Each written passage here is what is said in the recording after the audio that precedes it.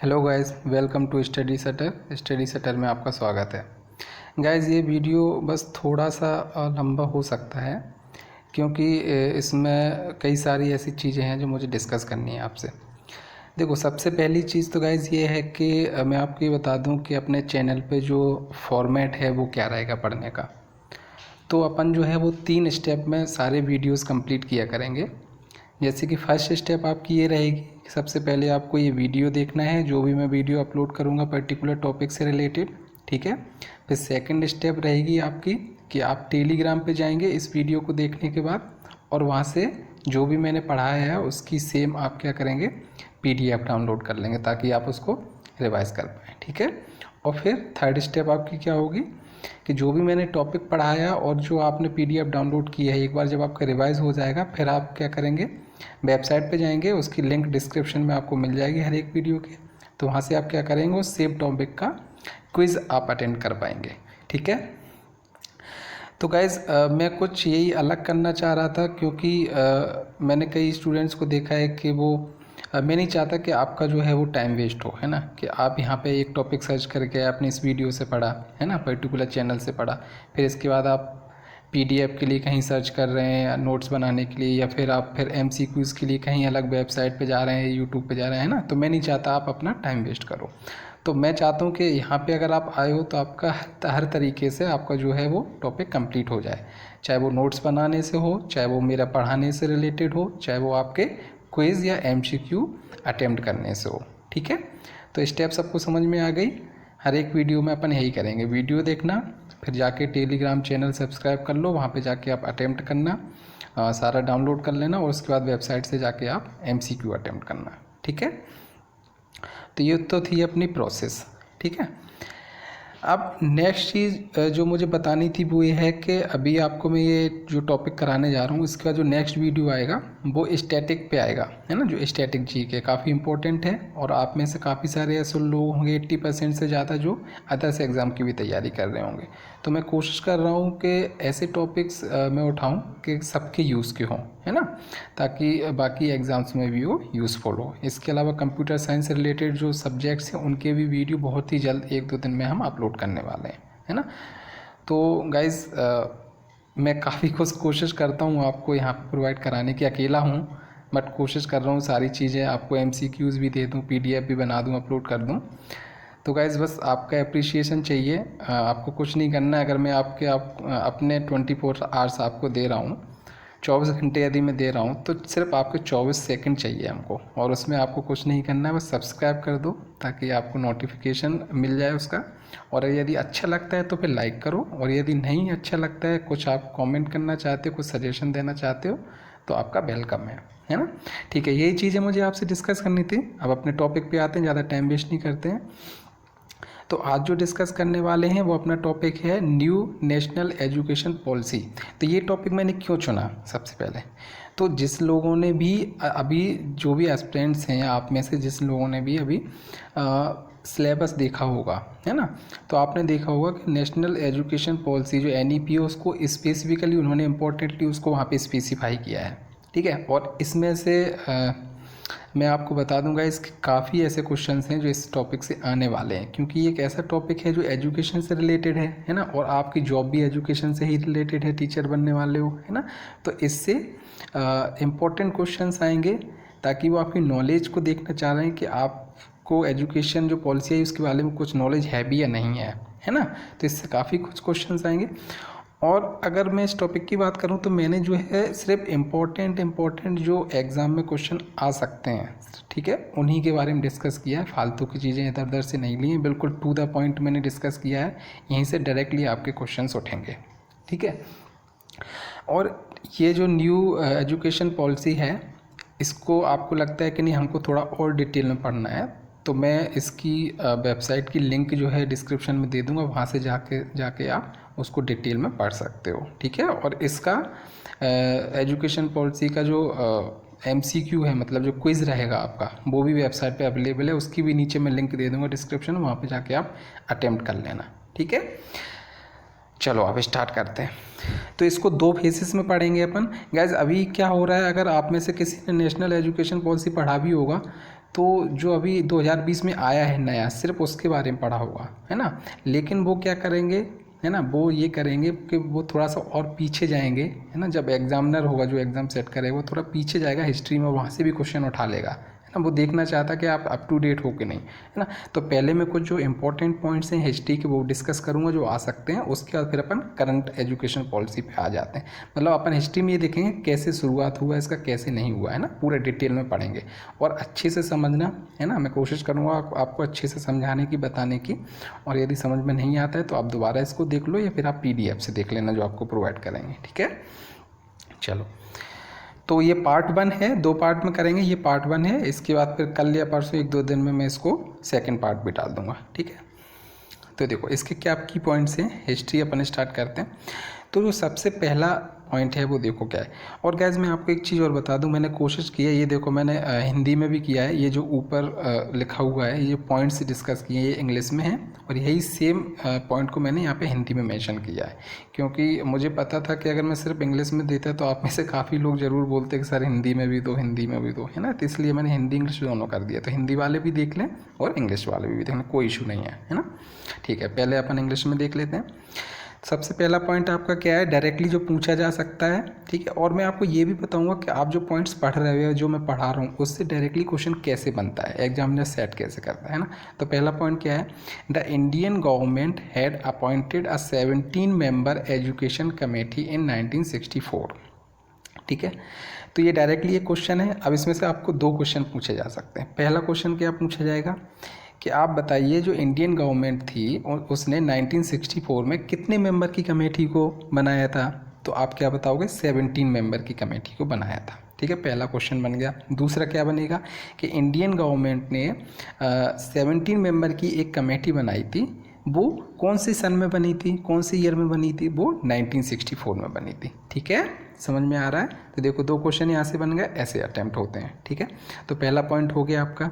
तो आपने 2 चीज़ें याद कर ली यहाँ पे कि सबसे पहले जो एजुकेशन पॉलिसी जो कमेटी बनाई गई थी गवर्नमेंट के द्वारा, वो 1964 में बनाई गई थी, जिस कमेटी में कितने मेंबर कंटेन कर रहे थे, 17 मेंबर, ठीक है। नेक्स्ट है आपका इम्पोर्टेंट, नेक्स्ट क्वेश्चन आपका इंपॉर्टेंट ये कि it was headed by the UGC chairperson DS Kothari to draft NEP। इसका मतलब ये है कि जो भी ये 17 मेंबर की कमेटी 1964 में बनाई गई थी, है ना, उसको हेड किसने किया था, मतलब उसका चेयरपर्सन कौन था, वो था DS कोठारी, ठीक है। ये बहुत इंपॉर्टेंट है, उसका कौन था ये, DS कोठारी। नेक्स्ट आपका क्या पॉइंट है, the first education policy came in 1968 under the prime ministership of Indira Gandhi, ठीक है। तो आप ध्यान से समझना, आप इसमें कंफ्यूज मत होना। देखो ये 2 पॉइंट में सुनो, ये जो पॉइंट है ये वाला, एक मिनट,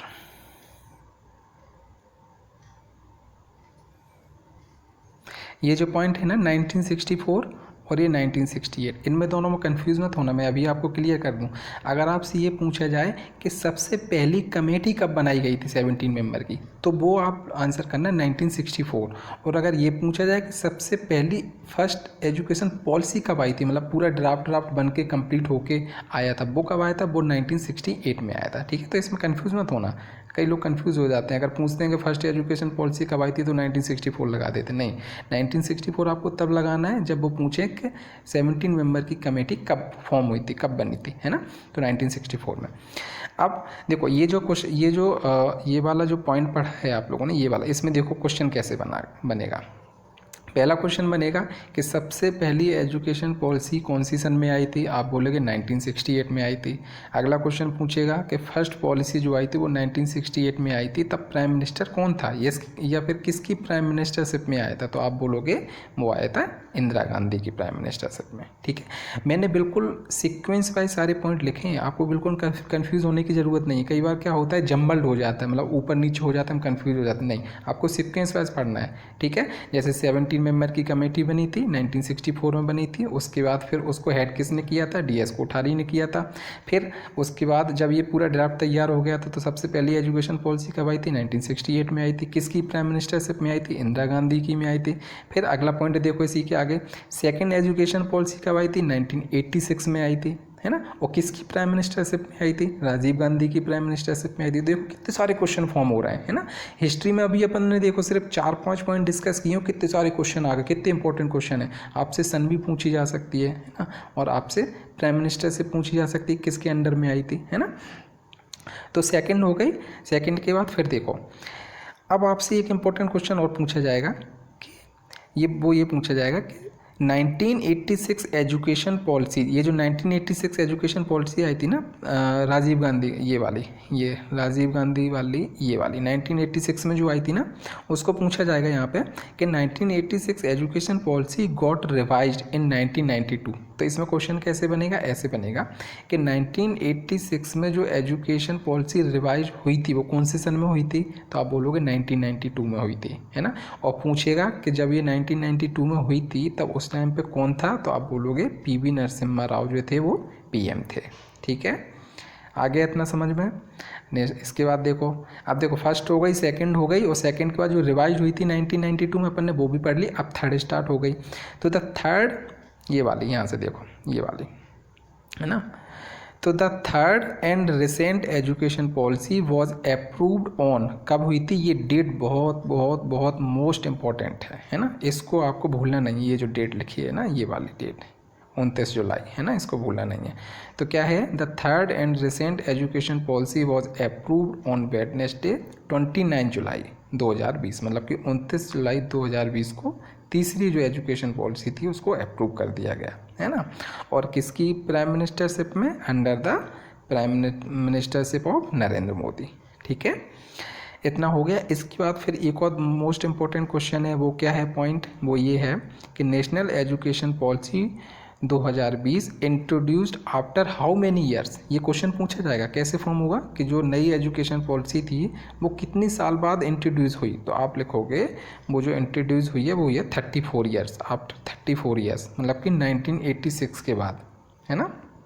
ये देखो ऊपर यहाँ पे 1986 में थर्ड आई थी, सॉरी ये 1986 में सेकंड आई थी, 1986 के बाद फिर 34 साल बाद 34 ईयर्स बाद फिर क्या हुआ, आपकी थर्ड एजुकेशन पॉलिसी आई। ठीक है, फिर नेक्स्ट क्वेश्चन आपका क्या बनेगा, मतलब ये पूछा जा सकता है आपसे कि ये जो एजुकेशन पॉलिसी है इसका एम क्या है ना। तो आपको एक टैगलाइन दी जा सकती है, जैसे एक टैगलाइन लिखी है ना, ऐसे आपको 4 टैगलाइन दी जा सकती हैं। तो ये टैगलाइन आपको याद रखनी है कि क्या एम था, उसका एम है India a global knowledge super power.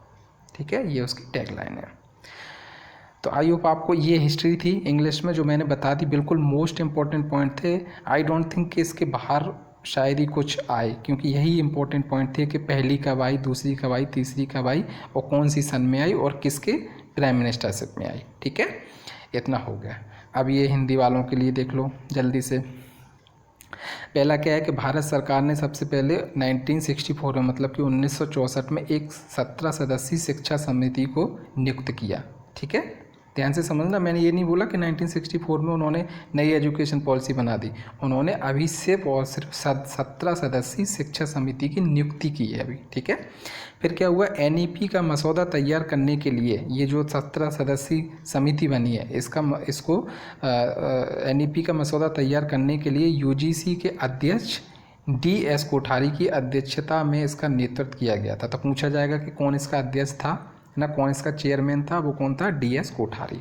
ठीक है, ये जो आपके DS कोठारी हैं ये DS कोठारी साहब थे।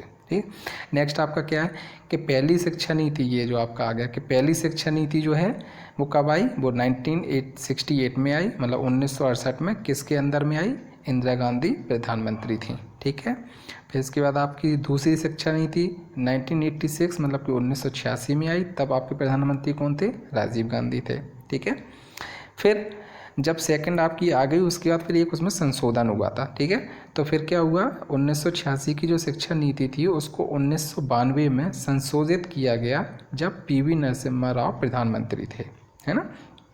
तो 1986 की 1992 में किया गया था। तो आपको ये सन याद रखनी है, ठीक है। और कौन था पीसी ने, अब यही पूछ लेंगे क्वेश्चन कि 1986 की शिक्षा नीति को 1992 में किया गया था, तो तब उस टाइम पर प्रधानमंत्री कौन थे, तो आप क्या बोलोगे, पीवी नरसिम्हा राव।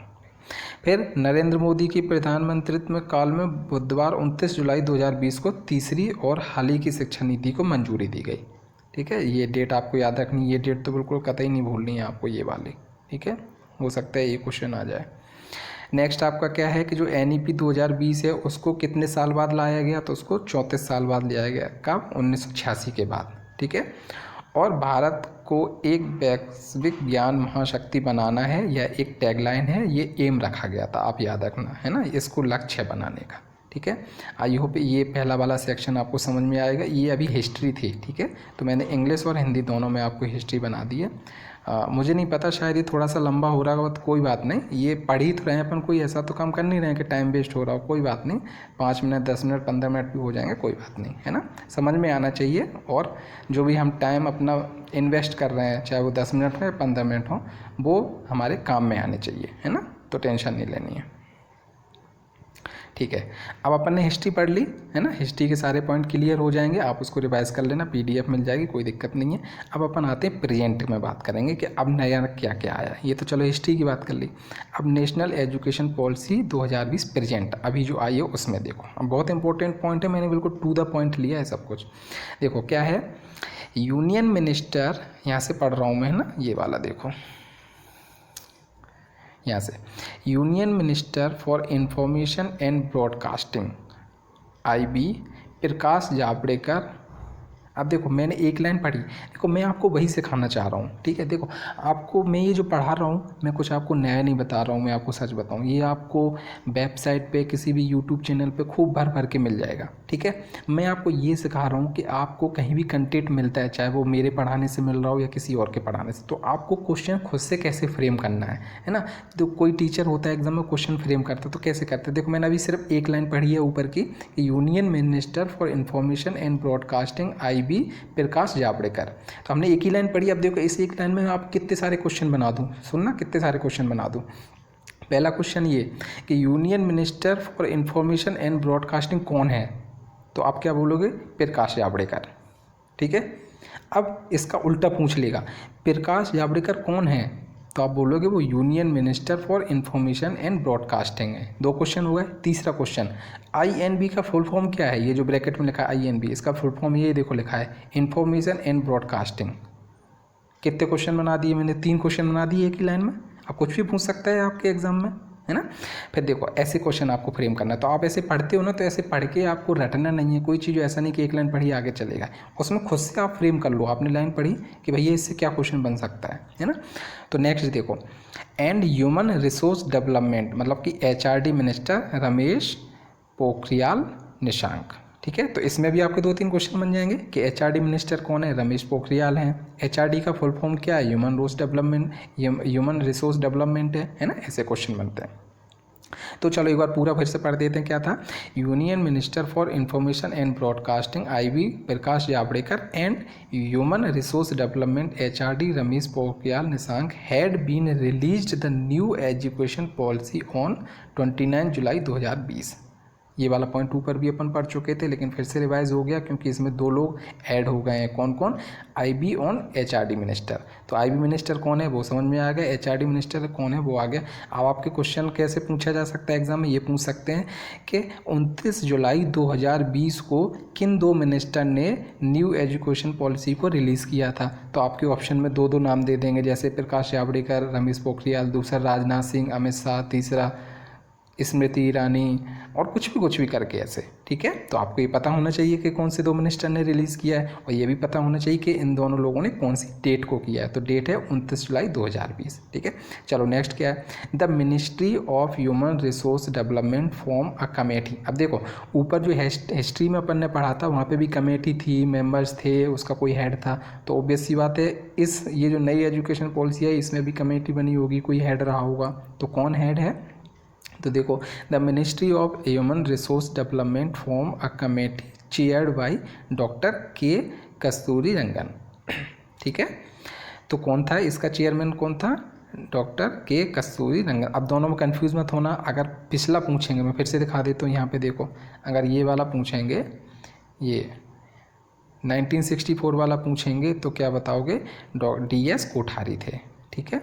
और ये अभी हालिया वाला पूछेंगे 2020 वाला 2020 का, तो उसमें कौन है, डॉक्टर के कस्तूरी रंगन। बहुत इंपॉर्टेंट है ये वाला क्वेश्चन, है ना, ये वाला डॉक्टर कस्तूरी, ये भूल मत जाना कैसे भी इसका नाम, है ना, ठीक है। For preparing the national education policy the committee was constituted in June 2017। अब ये भी याद कर लेना, हालांकि उतना इंपॉर्टेंट नहीं है, बट इसको याद रखना कि कब इसको कॉन्स्टिट्यूट किया गया था। तो जून 2017 को किया गया था और इसने अपनी रिपोर्ट दे दी थी।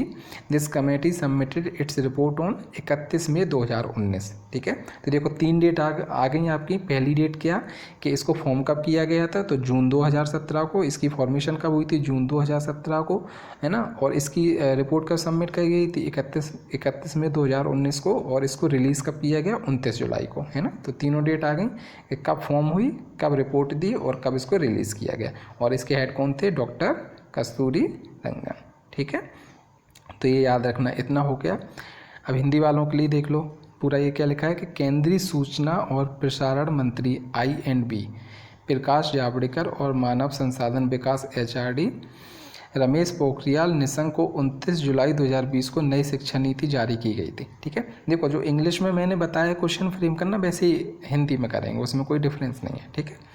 तो कब की गई थी, 29 जुलाई 2020 को। मानव संसाधन विकास मंत्रालय को राष्ट्रीय शिक्षा नीति तैयार करने के लिए कौन, डॉक्टर कस्तूरी रंगन की अध्यक्षता में एक समिति का गठन किया। समिति का जो गठन है वो जून 2017 में किया गया था। समिति ने 31 मई 2019 को अपनी रिपोर्ट प्रस्तुत की, है ना।